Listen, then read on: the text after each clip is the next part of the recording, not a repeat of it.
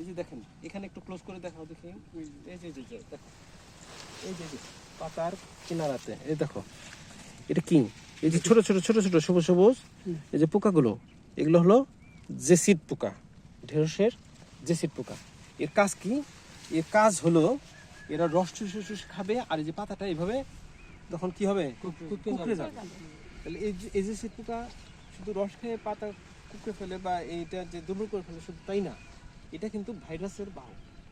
ভাইরাসের বাহক কিভাবে, একটা অসুস্থ গাছ যেটা আছে সেখানে যদি ও রস খায়, ওর যখন ক্ষুধা লাগবে তো খাবে, খাওয়ার পরে হবে কি, ও যখন আবার সুস্থ গাছে গিয়ে আবার রস খাইতে যাবে বা খাইতে তার খাদ্যের জন্য যাবে, তখন ওই সুস্থ গাছটা কিন্তু ভাইরাসে এফেক্টেড হয়ে যাবে।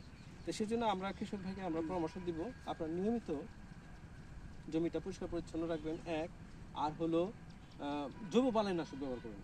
যেমন এটার জন্য আপনি যদি সাধারণ একটা টিপস আপনাকে বোঝাই দিই, যদি 1 লিটার পানিতে যদি 5 গ্রাম শুধু ডিটারজেন্ট পাউডার, নর্মাল যে ডিটারজেন্ট পাউডার, সার্ফ এক্সেল না অন্যগুলো, এই 5 গ্রাম যদি দিয়ে আপনি স্প্রে করেন, এটা মানে প্রাথমিক অবস্থায় মরে যায়, নষ্ট হয়ে যায়, তখন আর থাকে না, এই পুরানোটা থাকবে না।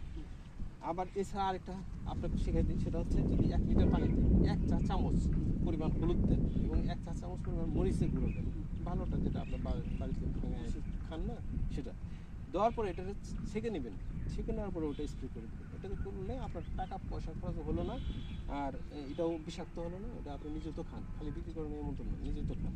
তো সেটা এই পোকার জন্য এটা যথেষ্ট।